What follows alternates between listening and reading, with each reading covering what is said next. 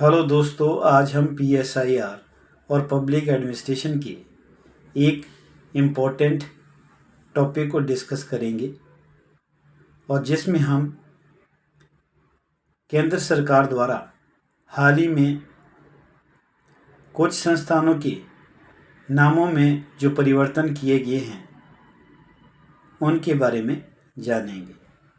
दोस्तों, central level पर हम 3 इम्पोर्टेंट इंस्टीट्यूशन को डिस्कस करते हैं। एक होता है हमारा PM ऑफिस, दूसरा होता है हमारा कैबिनेट सेक्रेटेरिएट और तीसरा होता है हमारा सेंट्रल सेक्रेटेरिएट। दोस्तों, हमारा ये जो PM ऑफिस होता है, इसका जो पॉलिटिकल हेड होता है वो प्राइम मिनिस्टर ऑफ इंडिया होता है, जबकि इसका जो एडमिनिस्ट्रेटिव हेड होता है वो आपका प्रिंसिपल सेक्रेटरी होता है।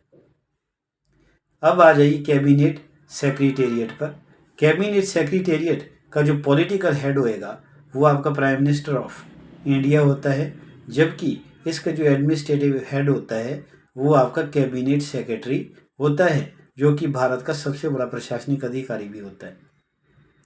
अब उसके बाद क्या आएगा, सेंट्रल सेक्रेटेरिएट। हमारा जो सेंट्रल सेक्रेटेरिएट होता है, जिसको हम केंद्रीय सचिवालय भी कहते हैं, इसका जो पॉलिटिकल हेड होता है वो प्राइम मिनिस्टर होता है, जबकि इसका जो एडमिनिस्ट्रेटिव हेड होता है वो हमारा कैबिनेट सेक्रेटरी होता है। दोस्तों, हाल ही में हमने देखा कि जो प्राइम मिनिस्टर ऑफिस है उसका नाम अब सेवा तीर्थ किया गया है।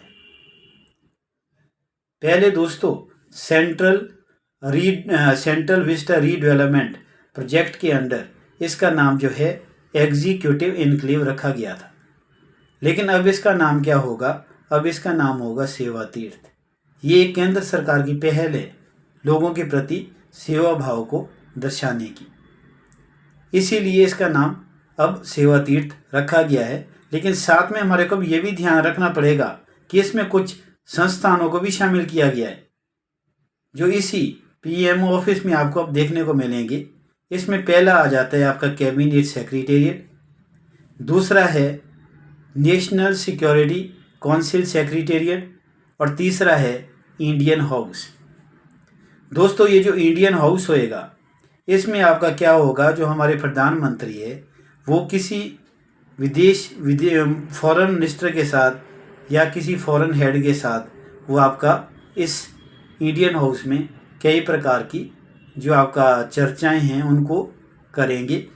और इसके अतिरिक्त हमारे को ये भी पता चलता है कि जो आपका PM हाउस जो रोड है उसका नाम भी अब बदला गया है, वो आपका कल्याण मार्ग किया गया है।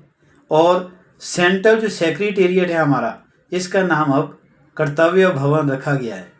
और साथ में आपको ये चीज़ भी ध्यान रखने की ज़रूरत है कि आपका जो अब राजभवन होगा, राजभवन का नाम अब बदल कर क्या कर दिया गया है, लोक भवन कर दिया गया है। तो आपको इन चीज़ों का थोड़ा सा ध्यान रखना पड़ेगा, क्योंकि जब आप इस सब्जेक्ट को पढ़ेंगे तो आपको थोड़ा सा उसमें डेवलपमेंट भी देखनी पड़ेगी कि आपका पॉलिटिकल साइंस में क्या डेवलपमेंट हुई, पब्लिक एडमिनिस्ट्रेशन में क्या डेवलपमेंट हुई। तो यही था आज का हमारा टॉपिक, जिसमें हमारे को कुछ सेंट्रल जो इंस्टीट्यूशंस है उनके नामों का पता लगा।